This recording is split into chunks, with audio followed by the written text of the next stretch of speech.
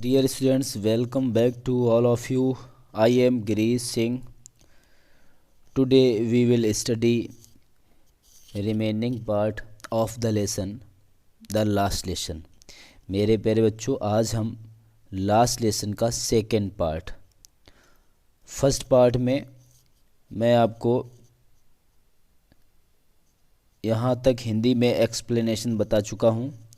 आज इसके आगे का एक्सप्लेनेशन समझेंगे, तो बड़े ध्यान से बच्चों सुनिए, क्योंकि लिटरेचर में क्या होता है, यदि आपने लेसन्स नहीं पढ़े हैं तो आपको एग्ज़ाम में बड़ी डिफ़िकल्टी होने वाली है। तो चलिए आगे से शुरू करते हैं। What a thunderclap these words were to me. जब एम हेमिल ने फ्रेंच से कहा कि आज तुम्हारा लास्ट लेसन है, today your last lesson and you should be attentive, you should be very attentive. आप सभी को बहुत ही अटेंटिव रहना चाहिए। आप सबको बड़े ध्यान से आज के लेसन्स को पढ़ना चाहिए, क्योंकि आज के बाद फ्रेंच नहीं पढ़ाई जाएगी। तो लेखक कहता है what a thunderclap these words were to me. Thunderclap क्या होता है? थंडर क्लैप का मतलब होता है मेरे प्यारे बच्चों वज्रपात होना। A crash of thunder, thunder clap से मतलब होता है अ क्रैश ऑफ थंडर, ठीक है। तो बिजली कौंध जाना थंडर क्लैप होता है। दीज वर्ड्स, ये शब्द लेखक के लिए वज्रपात के समान थे। उसका दिल दहल गया। ओह द रैचेज, ओह द रैचेज, रैचेज से मतलब क्या होता है? अभागा, बेचारा। Persons that you feel sympathy for and sad about, जिसके लिए आप सिंपैथी फील करते हैं, सैडनेस फील करते हैं, वो होता है wretches. Oh the wretches that was what they had put up at the town hall. आगे ये लेखक जो है कहता है कि ये बात थी, इसीलिए ये लोग जो गांव वाले थे, they had put up at the town hall, इसीलिए टाउन हॉल के सामने लोगों की भीड़ लगी हुई थी। My last French lesson, why I hardly knew how to write. अब लेखक कहता है कि मेरा अंतिम फ्रेंच लेसन था। फिर वो कहता है वाई, क्यों? I hardly knew how to write, क्यों मैंने बड़ी मुश्किल से ये सब सीखा था। समझ रहे? क्यों मैंने यह सब बड़ी मुश्किल से सीखा था। और आगे कहता है I should never learn any more, I should never learn any more, मैं अब आगे कभी भी फ्रेंच नहीं सीख पाऊंगा। आई मस्ट स्टॉप देयर, अब मेरी जो सीखने की गति है यहीं पर रुक जाएगी। Oh how sorry I was for not learning my lessons. लेखक को बड़ा दुख हो रहा है, क्योंकि वो जो है अपने लेसन्स को याद नहीं उसने किए हैं, इसलिए वो कह रहा है how sorry I was for not learning my lessons, कि अपने लेसन्स को ना पढ़ने के लिए मुझे बड़ा दुख है। कितना दुख है, क्योंकि रीज़न क्या है मेरे प्यारे बच्चों? देखिए रीज़न क्या है, आगे दिया गया है for seeking birds, birds eggs, क्योंकि मैं पक्षियों के अंडों की तलाश करता रहा। फॉर सीकिंग मीन्स सर्चिंग करना, बर्ड्स एग्स पक्षियों के अंडों की मैं तलाश करता रहा। और गोइंग स्लाइडिंग ऑन द सार, और सार में स्लाइडिंग करने के लिए चला जाता था, ठीक है। और मैं सार में घूमने के लिए निकल पड़ता था। स्लाइडिंग करना, घूमने के लिए, फिसलने के लिए निकल पड़ता था। My books that had seemed such a nuisance, और मेरी जो किताबें थीं, बुक्स थीं, मेरी जो किताबें थीं, दैट हैड सीम्ड, जो मुझे प्रतीत होती थी, सच अ न्यूसेंस, इतनी बड़ी मुसीबत जो मेरी किताबें मुझे लगती थीं, परेशानी मुझे प्रतीत होती थी, न्यूसेंस मीन्स परेशानी या मुसीबत, अ वाइल एगो, कुछ समय पहले, सो हैवी टू कैरी, जिनको ले जाना मेरे लिए बहुत ही मुश्किल होता था, हैवी होता था, my grammar and my history of the saints, मेरी ग्रामर की book, and history of the saints, और इतिहास की किताब जो कि साधु संतों से भरी होती थी, साधु संतों की इतिहास की किताब या बुक्स, वर ओल्ड फ्रेंड्स नाउ, अब ये सब मेरे ओल्ड फ्रेंड्स बन चुके थे। उस दिन ये जो किताबें व्याकरण की और संतों के इतिहास की पुस्तकें, अब ये सब उसके लेखक के पुराने मित्र बन चुके थे, ये सब मेरे पुराने मित्र बन चुके थे। That I could not give up, और ऐसे मित्र बन चुके थे जिन्हें मैं गिव अप नहीं करना चाहता था, जिनको मैं छोड़ना नहीं चाहता था। ओके, आगे देखते हैं। एंड एम हैमिल टू, और एम हैमिल भी, the idea that he was going away, that I should never see him again, और उनका यह आइडिया, यह विचार कि वो गोइंग अवे, कि वो अब जा रहे थे स्कूल से, that I should never see him again, और मैं उनको अब कभी भी नहीं मिल सकूँगा, made me forget all about, इस बात ने मुझे यह सब भूलने के लिए विवश कर दिया। क्या भूलने के लिए? About his ruler and how cranky he was, उनकी जो रूलर उनके हाथ में हुआ करती थी, जो उनका बेंत उनके हाथ में हुआ करता था, उसे मैं भूल गया। And how cranky he was, और वो कितने सनकी थे। क्रैंकी से मतलब होता है इसेंट्रिक, प्यारे बच्चों, सनकी, वो कितने सनकी थे, इन सब बातों को मैं भूल गया था। आगे देखते हैं, आगे क्या कह रहा है, देखिए। पुअर मैन, क्या कह रहा है? Poor man, it was in honour of this last lesson that he had put on his fine Sunday cloth, बेचारे एम हैमिल इस अंतिम व्याख्यान के सम्मान में, it was in honour of this last lesson, बेचारे एम हैमिल की बात हो रही है, पुअर मैन, बेचारे जो टीचर थे, it was in honour of the last lesson, जो ये लास्ट लेसन था, अंतिम व्याख्यान था, उसके सम्मान में, ही had put on his fine Sunday clothes, उन्होंने संडे की मॉर्निंग को वो अपने सुंदर कपड़े पहने हुए थे, ठीक है। आगे, एंड नाउ आई अंडरस्टूड, और अब मैं समझ गया था, why the old man of the village were sitting there in the back of the room, अब मेरी समझ में आया था कि बैक ऑफ द रूम, कमरे के पीछे, ये बूढ़े व्यक्ति क्यों, गांव के लोग, ओल्ड मैन क्यों बैठे हुए थे। It was because they were sorry too, ऐसा इसलिए क्योंकि उन्हें भी दुख था, that they had not gone to school more, कि वो भी कभी स्कूल गए ही नहीं हैं, ये लोग कभी स्कूल नहीं गए, इसका इन्हें खेद था, इसका उन्हें दुख था।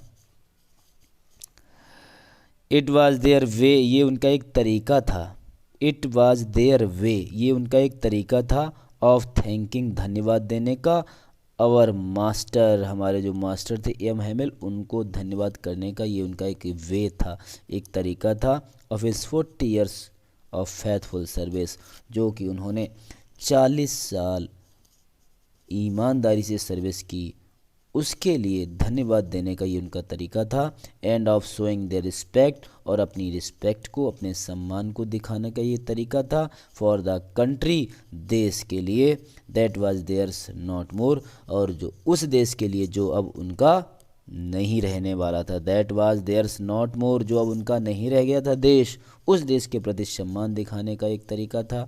और 40 साल जो है ईमानदारी से सर्विस पूरी करने का ये उन लोगों का एक वे था, एक तरीका था, इसलिए गांव के लोग वहाँ एकत्र हुए थे प्यारे बच्चों। आगे देखते हैं बच्चों।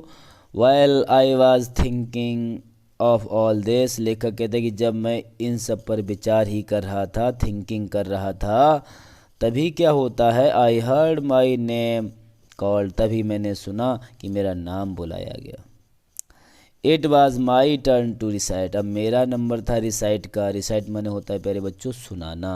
रिसाइट का क्या मतलब होता है बच्चों, सुनाना। अब मेरा नंबर था, मेरा टर्न था, now my turn to recite the participles, उसे क्या सुना जाएगा, पार्टिसिपल उससे सुनी जाएगी। तो while I was thinking all this I heard my name called, मैंने अपने नाम को सुना, मुझे बुलाया गया। It was my turn to recite, अब मेरा नंबर था सुनाने का। What would I not have given to be able to say the dreadful rule for the participle all through? What would I not have given to able to say? और लेखक कहता है कि जब मेरा नंबर आया तो मैं पार्टिसिपल के कठोर नियम को जोर से और स्पष्ट रूप से सुनाना चाहता था। What would I not have given to be able to say that dreadful rule for the participle all through very loud, बहुत जोर से मैं पार्टिसिपल के नियमों को सुनाना चाहता था, एंड क्लियर और स्पष्ट रूप से सुनाना चाहता था। लेखक कहता है कि मैं पार्टिसिपल के नियम को, जो ड्रीडफुल रूल होते हैं पार्टिसिपल के, जो भयानक रूल होते हैं, उन पार्टिसिपल्स के नियमों को मैं बहुत ज़ोर से और क्लियर स्पष्ट रूप से, विदाउट वन मिस्टेक, किसी एक मिस्टेक के बगैर बताना चाहता था। But I got mixed up on the first words. Okay, mixed up, got mixed up means मेरे प्यारे बच्चों होता है गॉट कन्फ्यूज्ड, लेकिन मैं फर्स्ट वर्ड पर ही कन्फ्यूज्ड हो गया। एंड स्टूड देयर, और वहाँ खड़ा रहा। Holding on to my desk, अपनी डेस्क को पकड़ के मैं वहाँ खड़ा रहा। माई हार्ट बीटिंग, मेरा हृदय धड़क रहा था। And not daring to look up, और ऊपर देखने का मुझ में साहस तक नहीं था। मैं ऊपर देखने का साहस नहीं कर पा रहा था। ठीक है बच्चों, आगे देखते हैं। आई हर्ड एम हैमिल से टू मी, मैंने सुना कि एम हैमिल ने मुझसे कहा। I would not scold you, मेरे बच्चे, लिटिल फ्रेंड्स, मैं तुमको नहीं डांटूंगा। मैंने सुना एम हैमिल मुझसे कह रहे थे, हे छोटे friends, I will not scold you, मैं तुम्हें डांटूंगा नहीं। आगे, you must feel bad enough, तुम्हें काफ़ी बुरा लग रहा होगा, अब बहुत बुरा महसूस कर रहे होंगे।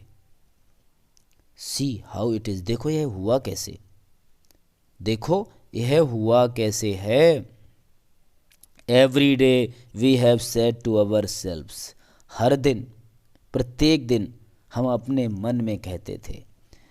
एवरी डे मैंने हर दिन, वी हैव टू सेड हम कहा करते थे, टू अवर सेल्व्स अपने आप से, प्रत्येक दिन हम अपने मन में कहा करते थे प्यारे बच्चों।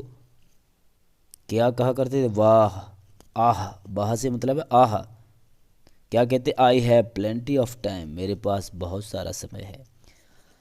हम लोग अपने आप से कहा करते थे कि मेरे पास बहुत सारा समय है। I will learn it tomorrow, मैं इसको कल याद कर लूँगा। And now you see where we have come out, और आज देखिए हम लोगों की क्या पोजीशन होगी। आज हम लोगों का लास्ट लेसन आ गया है, और हम लोगों की गलती क्या थी, हम लोग ये कहते थे कि चलो आज नहीं कल पढ़ लेंगे, आज नहीं कल पढ़ लेंगे, और आज क्या हुआ, एंड नाउ यू सी, और आज आप देखिए where we have come out, हम कहाँ पर आ गए हैं, क्या सिचुएशन हो गई है। आहा, that is a great trouble with Alsace. आगे टीचर जो है छोटे फ्रांस से कहता है, ओह अल्सास, ओह अल्सास के साथ यह बहुत परेशानी है। Oh that the great trouble with Alsace, क्या कहता, ओह आह मतलब ओहो, दैट द ग्रेट ट्रबल, ये बहुत बड़ी परेशानी है, विद अल्सास, अल्सास के साथ में ये तो बहुत बड़ी परेशानी है।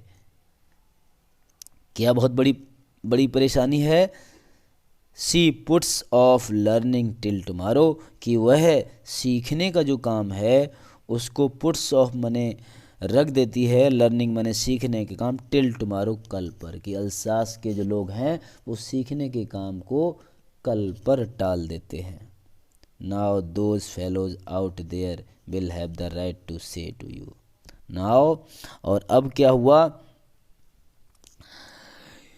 अब उन लोगों को तुमको कहने का अधिकार है। नाउ दोज फेलोज, उन लोगों को, there will have the right to say to you, तुमसे कहने का अधिकार है, उन लोगों को अब तुमसे कहने का अधिकार है। हाउ इज इट, यह कैसे है, हाउ इज इट, यह कैसे है, you pretend to be Frenchman, तुम फ्रांसीसी होने का दावा करते हो, यू प्रिटेंड, तुम दावा करते हो, टू बी फ्रेंचमैन, तुम फ्रांसीसी होने का दावा करते हो।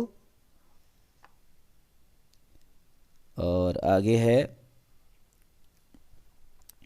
एक मिनट, हाँ कहाँ पर थे, and yet you can nether speak nor right your own language, फिर भी तुम न तो अपनी ओन लैंग्वेज, अपनी खुद की लैंग्वेज को नेदर स्पीक, न तो बोल सकते हो, नॉर राइट, न लिख सकते हो, जबकि तुम फ्रेंचमैन होने का दावा करते हो। बट यू आर नॉट, आगे है, but you are not the worst, लेकिन तुम ही सबसे खराब नहीं हो, लेकिन you are not the worst poor little French, लेकिन पुअर बेचारे छोटे फ्रेंच, तुम ही सबसे खराब नहीं हो, तुम ही सबसे वर्स्ट, वर्स्ट मीन्स खराब, खराब नहीं हो। We have all a great deal to reproach ourselves with, great deal माने बहुत बड़ी मात्रा, तो we all have a great deal to reproach ourselves with, लेखक कहता है तुम सबको ही, हम सबको ही अपने ही कार्यों को धिक्कारना होगा, हम सब ही इसके जिम्मेदार हैं। We have all a great deal reproach ourselves with, हम सब ही इसके लिए जिम्मेदार हैं, हम सबको ही इन सब काम के लिए धिक्कारना होगा। रिप्रोच माने होता है कंडेम करना, धिक्कारना, ठीक है, हम सभी इसके जिम्मेदार हैं, ये कहते हैं एम हैमेल फ्रेंच से। अब क्या रीज़न बताता है कि हम सब कैसे जिम्मेदार हुए इन सब के लिए, ज़रा ध्यान से प्यारे बच्चों देखिए, और लेसन यदि आपने अच्छे से सुन लिया तो आपको एग्ज़ाम में कोई प्रॉब्लम मेरे ख्याल से नहीं होनी चाहिए। अब यहाँ पर लिखा है our parents were not anxious enough to have you learn, अब टीचर कहते हैं कि तुम्हारे जो माता पिता थे तुम्हें पढ़ाने के लिए उन्होंने अधिक उत्सुकता नहीं दिखाई थी, और पेरेंट्स वर नॉट एंक्सस, वो ही एंक्सस नहीं थे, योर पेरेंट्स जो तुम्हारे माता पिता थे वो एंक्सस नहीं थे। एंक्सस से मतलब होता है बहुत अधिक चिंतित होना, very much worried. To have you learn, तुम्हें सिखाने के लिए पढ़ाने के लिए तुम्हारे माता पिता ही अधिक चिंतित नहीं थे। They preferred to put you to work on a form, वो क्या पसंद करते थे, वे तुम्हें किसी फॉर्म पर या किसी कारखाने में काम कराना चाहते थे। दे प्रेफर्ड, वो पसंद करते थे, टू पुट यू, तुमको काम, टू पुट यू मने रखना, टू वर्क मने काम के लिए, ऑन ए फॉर्म, किसी फॉर्म पर तुम्हें काम करवाना चाहते थे, और एट द मिल्स, या किसी मिल्स में तुमसे काम करवाना चाहते थे। ओके, किस लिए? So as to have a little more money, ताकि आप थोड़ा पैसा कमा सकें। एंड आई, और मैं, वो अपने बारे में भी कहते हैं टीचर, एंड आई, और मैं, I have been to blame also, मैं अपने आप को भी दोषी मानता हूँ। I have not often sent you to water my flowers, क्या मैंने तुम्हें प्रायः अपने पाठों को याद करने के बजाय, I have not often sent you to water my flowers instead of learning your lessons, क्या मैंने तुमको अपने पाठों को लर्निंग करने के बजाय क्या अपने पेड़ों में पौधों में मैंने तुम्हें पानी लगाने के लिए नहीं भेजा था?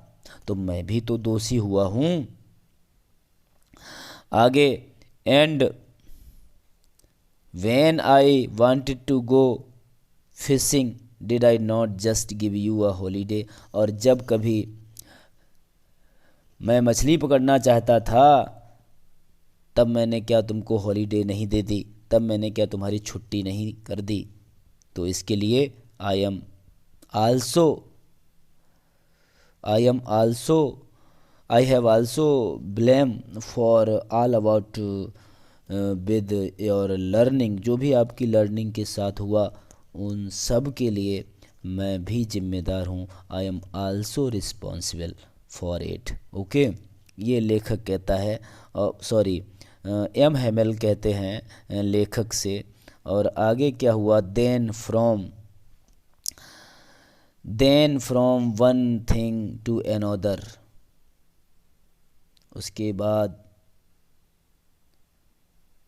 एक बात से दूसरी बात, एक पहलू से दूसरी पहलू पर M Hamel went on to talk, M Hamel चर्चा करते गए ऑफ द फ्रेंच लैंग्वेज के बारे में बोलते गए, सेइंग दैट, यह कहते हुए, it was the most beautiful, कि जो फ्रेंच लैंग्वेज है वो मोस्ट ब्यूटीफुल क्या है, मोस्ट, ये देखिए यहाँ पे आपका वो दिया गया है मैप, इसमें आप देख सकते हैं कहाँ पे फ्रांस है, कहाँ पे प्रसिया है। तो क्या कहते गए, it was the most beautiful language, ये सब इन द वर्ल्ड। उन्होंने उस अपने लास्ट लेसन में अंतिम व्याख्यान में बोला, French is the most beautiful language in the world, कि यह संसार की सबसे सुंदर लैंग्वेज है। द क्लियरेस्ट, सबसे सुंदर लैंग्वेज है। और उन्होंने बताया सबसे साफ सुथरी भी है, द क्लियरेस्ट, सबसे साफ सुथरी है। द मोस्ट लॉजिकल, और सबसे अधिक तर्क संगत भी है, विवेक सम्मत भी है। That we must guard it, और जिसकी हमें रक्षा करनी चाहिए। Among us, that we must guard it among us, जिसकी हमें रक्षा करनी चाहिए। एंड नेवर फॉरगेट इट, और कभी भी नहीं भूलना चाहिए, और इस लैंग्वेज को कभी भी नहीं भूलना चाहिए। Because when a people are enslaved, क्योंकि जब लोग इनस्लेप्ड होते हैं, इनस्लेप्ड से मतलब देखिए प्यारे बच्चों क्या होता है, इनस्लेप्ड से मतलब होता है दास होना। मेड स्लेव, गुलाम बनाया, इनस्लेप्ड, जब भी लोग गुलाम बने हैं, as long as they hold fast to their language, तो जब भी कोई राष्ट्र गुलाम हो जाता है, ए पीपल से मतलब प्यारे बच्चों यहाँ है नेशन, ए पीपल से मतलब क्या है, नेशन। जब भी कोई राष्ट्र गुलाम हो जाता है तब तक वे अपनी भाषा से मजबूती से जुड़े रहते हैं। तो लिखा as long as they hold fast to their language, वो अपनी भाषा से मजबूती से होल्ड किए रहते हैं, जुड़े रहते हैं जब कोई राष्ट्र गुलाम हो जाता है। It is as if they had the key to their prison, और मजबूती से जुड़े रहते हैं क्योंकि वे जेल से बाहर निकलने की चाबी रखते हैं। As if they had the key, उनके पास एक चाबी होती है, टू देयर प्रिजन, जेल से बाहर निकलने की चाबी क्या होती है, वो उनकी लैंग्वेज होती है प्यारे बच्चों, ठीक है। Then he opened a grammar, उसके बाद में उन्होंने क्या किया, उन्होंने फिर ग्रामर खोली। And red us our lessons, और अपने हमारे लेसन्स को पढ़ा। आई वॉज अमेज्ड टू सी, मैं देखकर बड़ा अमेज्ड था, अचंभित था। हाउ वेल आई अंडरस्टूड, कि उस दिन मुझे कितना अच्छे से समझ में आया। All he sad seemed so easy, जो कुछ भी उन्होंने पढ़ाया वो बहुत ही ईजी मुझे प्रतीत हुआ। सो ईजी, बहुत सरल लगा। आई थिंक टू दैट, मैंने भी विचार किया। I had never listen so carefully, कि मैंने कभी इतनी केयरफुली से एम हेमेल को सुना ही नहीं था। एक ये भी रीज़न था, तभी अच्छे से समझ में आया होगा। आगे, and that he had never explain everything with so much patience, और उन्होंने भी हर चीज़ को ऐसे एक्सप्लेन किया, एवरीथिंग मैंने हर चीज़ को इतने अच्छे से एक्सप्लेन किया, इतने पेशेंस से एक्सप्लेन किया, इतने धैर्य से एक्सप्लेन किया। It seemed almost as if the poor man wanted to give us, मुझे ऐसा लगा उस टाइम कि मानो कि जो पुअर मैन जो टीचर के लिए यूज़ किया गया, जो वो बेचारे टीचर थे, वो सब कुछ जो कुछ वो जानते थे, want to give us all he knew, जो कुछ भी जानते वो सब पढ़ा देना चाहते थे, सब सिखा देना चाहते थे बिफोर गोइंग अवे, जाने से पहले, and to put it all into our heads at one stroke, एक ही स्ट्रोक में, एक ही साथ वो हमारे माइंड में सब कुछ जो है घुसेड़ देना चाहते थे, मेरे माइंड में समा देना चाहते थे। इस तरह से वो पढ़ा रहे थे। ओके, आफ्टर द ग्रामर, फिर देखिए क्या होता है। After the grammar we had a lesson in writing, व्याकरण के बाद हमारे लिए लिखने का अभ्यास था। आफ्टर द ग्रामर, ग्रामर के बाद क्या हुआ, we had a lesson on writing, writing का लेसन था, लिखने का अभ्यास था। That day M Hamel had new copies for us, और उस दिन क्या हुआ था, एम हेमल हमारे लिए नई कॉपियों की व्यवस्था की थी, नई कॉपी मेरे लिए लाए थे, हमारे लिए लाए थे। रिटिन इन अ ब्यूटीफुल राउंड हैंड, और जिनके ऊपर ब्यूटीफुल माने सुंदर, राउंड माने बड़े लेख में लिखा था, उन कॉपीज़ में सुंदर राइटिंग में बड़े लेख में क्या लिखा था, देखिए, ये देखिए, France Alsace, France Alsace. Okay, ये शब्द लिखे थे, France Alsace, France Alsace. They looked like little flags floating everywhere in the school room, कैसा लग रहा था कि जैसे छोटी पताकाओं के समान दिखाई देती थीं, ये सभी वे छोटी पताकाओं के समान दिखाई देती थीं जो स्कूल के कमरे में सर्वत्र तैर रहे थे। ठीक है, फिर देखिए एक बार, दे माने ये, लुक्ड लाइक लिटिल फ्लैग्स, छोटी पताकाओं के समान, झंडों के समान दिखाई देते थे, फ्लोटिंग एवरीवेयर, जो हर जगह तैर रहे थे, in the school room, classroom में हर जगह तैर रहे थे, सर्वत्र तैर रहे थे। आगे लिखा है, हंग फ्रॉम द रॉड, वो हंग मीन्स बंधे हुए थे, रॉड से बंधे हुए थे, at the top of our desk, जो हमारी डेस्क थी उसकी टॉप पर ये बंधे हुए थे। You ought to have seen how everyone set to work, देखा जा सकता था कि सब लोग काम में जुटे थे। You ought to have seen, आप देख सकते थे, हाउ एवरीवन, किस तरह से हर कोई, सेट टू वर्क, काम के लिए काम में जुटे थे। And how quiet it was, और किस तरह से पूरे कमरे में शांति थी। The only sound was the scratching of the pens over the paper, और सिर्फ एक ही साउंड थी, कागज़ पर कलम से लिखने की आवाज़, बस। The only sound was the scratching of the pens, pens के चलने की आवाज़ थी, ओवर द पेपर, पेपर पर सिर्फ पेन के चलने की ही आवाज़ सुनाई पड़ रही थी। आगे थोड़ा ऊपर बढ़ाते हैं। वंस सम बीटल्स फ्लू इन, एक बार क्या हुआ, कुछ भंवरे, बीटल्स माने भंवरे, फ्लू इन, कमरे में उड़कर अंदर आ गए। ठीक है, but nobody paid any attention to them, लेकिन किसी ने उन पर भी ध्यान नहीं दिया, सब लोग इतने अपने काम में बिजी थे। Not even the littlest ones, यहाँ तक कि जो सबसे छोटे लड़के थे उन्होंने भी उस पर ध्यान नहीं दिया। Who worked right on tracing their fish hooks, जो मछली पकड़ने की कांटों की तलाश करने में लगे हुए थे। Who worked right on tracing their fishing hooks, जो मछली पकड़ने की कांटों की तलाश करने में लगे हुए थे।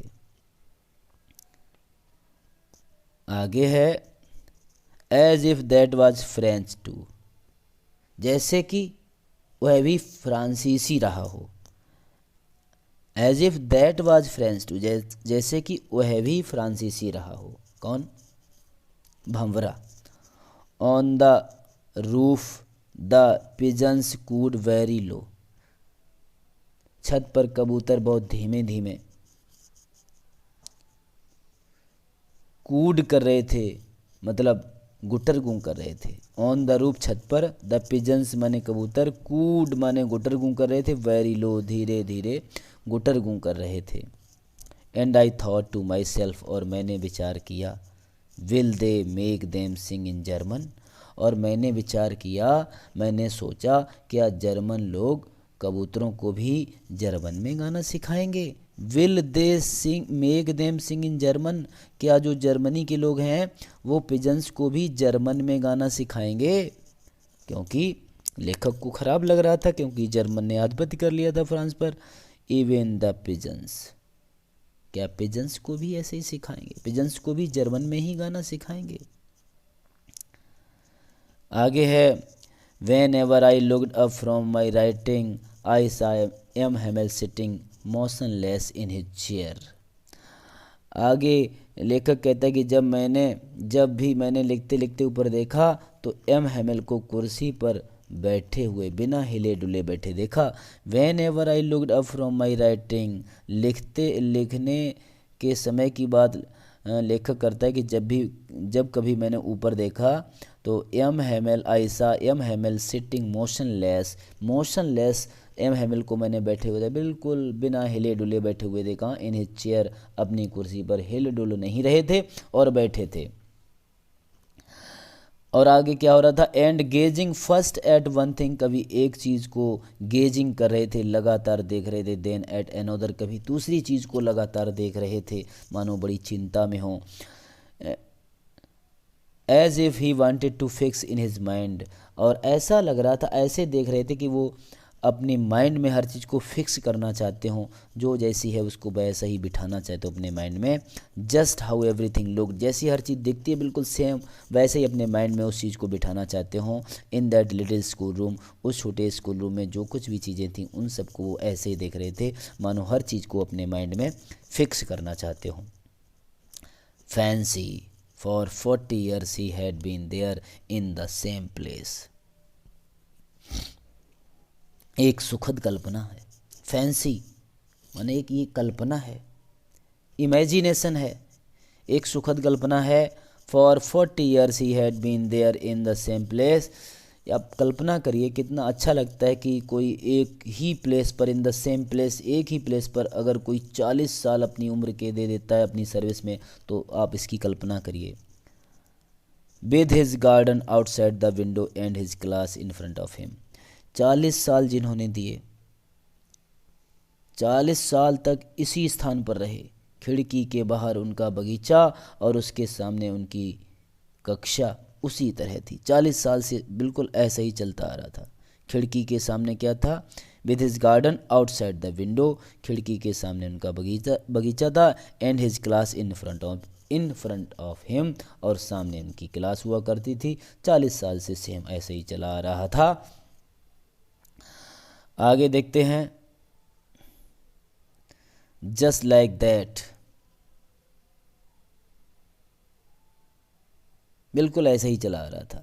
Only the desk and benches had been worn smooth, क्या हुआ था? केवल डेस्क और बेंचें चिकने हुए थे। Only the desk and benches had been worn smooth, ये चिकने हो गए थे। बोर्न मैंने घिस घिस कर, सिर्फ इतना ही चेंजिंग हुई थी। बेंचें और डेस्क घिस घिस कर चिकने हो गए थे। आगे और क्या चेंजिंग हुई थी? द वॉलनट ट्रीज, अखरोट के पेड़, इन द गार्डन, बगीचे में अखरोट के पेड़, वर टॉलर, ये कुछ बड़े हो गए थे। एंड द हॉप वाइन से मतलब होता है एक घास टाइप की फुलवारी होती है, हॉप वाइन। तो एंड द होप बाइन that he had planted himself, जिसको उन्होंने स्वयं लगाया था, ट्विंड अबाउट द विंडोज़, जो उनकी खिड़की से होकर ऊपर गई हुई थी, टू द रूफ, छत तक, ठीक है। How it must have broken his heart to leave it all, इन सब को छोड़ने पर, इन सब को छोड़ने पर उनका दिल टूट गया होगा, कितना टूटा होगा। How it must have broken his heart to leave it all, इन सब को जब वो छोड़ रहे होंगे तो उनका हृदय कितना टूट रहा होगा। पुअर मैन, उन गरीब, उन बेचारे का, टीचर का मन कितना टूट रहा होगा। To hear his sister moving about in the room above, और आगे लेखक कहता है कि ऊपर कमरे में वे अपनी बहन को अपने बक्सों में सामान पैक करते सुन रहे थे। टू हियर माने सुन रहे थे, हिज सिस्टर अपनी बहन को, moving about in the room above, अपने रूम में पैकिंग करते हुए वो सुन रहे थे। पैकिंग देयर ट्रंक्स, अपने सामान को पैक करते हुए सुन रहे थे।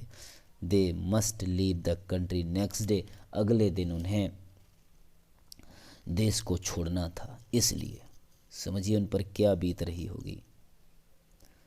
अगले दिन उन्हें देश को छोड़ना था। आगे देखिए, but he had the courage to hear every lesson to the very last, लेकिन उनमें प्रत्येक अध्याय को अंत तक सुनने का उत्साह था। बट ही हैड द करेज, उनके पास उत्साह था, टू हियर माने सुनने का, एवरी लेसन, हर लेसन को, टू द वेरी लास्ट, अंतिम तक, हर लेसन को अंत तक सुनने का उनमें करेज था, उनमें साहस था। आफ्टर द राइटिंग, राइटिंग के बाद में, we had a lesson in history, हमने इतिहास पढ़ा, हमने इतिहास पढ़ा। And then the babies chanted their ba be B बो बू, और उसके बाद में हमने क्या किया, हाँ पाठ पढ़ा, उसके बाद बच्चों ने गाया। एंड द बेबीज चेंटेड, बच्चों ने गाया। देयर, क्या गाया, उन्होंने अपना गाना गाया, बा बे बी बो बू, ठीक है। फिर आगे है, down there at the back of the room, कमरे के पिछले हिस्से में बैठे ओल्ड हाउसर ने, had put on his spectacles, उन्होंने क्या किया, अपना चश्मा लगाया। And holding his primer in both hands, और अपने दोनों हाथों में वर्णमाला की पुस्तक को पकड़े हुए थे। Both hands spelled the letters with them, और उनको पकड़ के क्या किया, उन्होंने शब्दों का उच्चारण किया, ठीक है। Spelled the letters with them, शब्दों का उच्चारण किया। You could see that he too was crying, और लेखक कहता है कि देखा जा सकता था कि वह भी रो रहे थे। You could see that he too was crying, वो भी रो रहे थे, आप देख सकते थे। His voice trembled with emotion, उनकी आवाज़ कांप रही थी, इमोशन से में, भावावेश में उनकी आवाज़ कांप रही थी, फीलिंग्स में उनकी आवाज़ कांप रही थी। And it was so funny to hear him, और इन सब को सुनना इतना विचित्र था, इन सब चीज़ों को देखना फनी था, विचित्र था, that we will wanted to laugh and cry, कि हम सबको एक ही साथ हंसी व रोना आ रहा था। And how well I remember it that the last lesson, और लेखक कहता है ओहो, ये अंतिम पाठ मुझे कितनी अच्छी प्रकार याद है। आगे देखिए,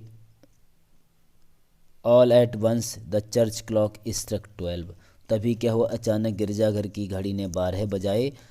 ऑल एट वंस, तभी अचानक क्या हुआ, द चर्च क्लॉक, गिरजाघर की जो घड़ी थी उसने क्या किया, स्ट्रक 12, उसने 12 बजा दिए, 12 बज गए। देन द एंजुलस, उसी समय क्या हुआ, जो कैथोलिकों की जो पूजा की घंटी बजी थी। At the same moment the trumpets of the Prussians returning from drill, उसी समय क्या हुआ, जो कैथोलिक की पूजा की घंटी बजी, उसी क्षण हमारी खिड़कियों के नीचे जो थे, एट द सेम मोमेंट उसी क्षण क्या हुआ, द ट्रम्पेट्स ऑफ द प्रसियंस, जो प्रसियाई सैनिक थे उनकी बात हो रही है, रिटर्निंग फ्रॉम ड्रिल, जो कि ड्रिल से वापस आ रहे थे, अभ्यास करके वापस आ रहे थे, उनकी ट्रम्पेट बजी, उनका बिगुल बजा। ठीक है, साउंडेड अंडर अवर विंडो, हमारी खिड़की के नीचे से आवाज़ आई। और आगे लिखा M Hamel stood up, M Hamel खड़े हो गए, एम हैमेल खड़े हो गए, वेरी पेल, पेल से मतलब है उनका चेहरा पीला था, इन हिज चेयर, वो अपनी चेयर से खड़े हो गए और बहुत ही उदास थे, चेहरा उनका पीला था। आई नेवर सा हिम लुक सो टॉल, हमने कभी भी उनको इतना आत्मविश्वासी कभी नहीं देखा था, मैंने उनको इतना कभी भी आत्मविश्वासी नहीं देखा था। सो टॉल, टॉल से मतलब है आत्मविश्वासी।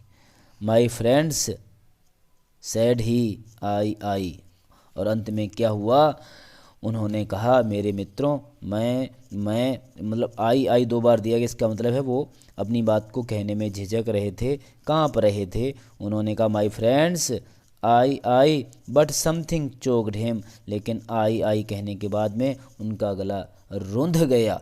चोक्ड हिम, गला जो है दुख से भर गया, वो आगे बोल ही नहीं पाए। He could not go on, और वो अपनी बात जारी नहीं रख सके, आगे नहीं बोल पाए। Then he turned to the blackboard, फिर वो ब्लैक बोर्ड की ओर मुड़े, जब बोल नहीं पाए तो ब्लैक बोर्ड की ओर गए।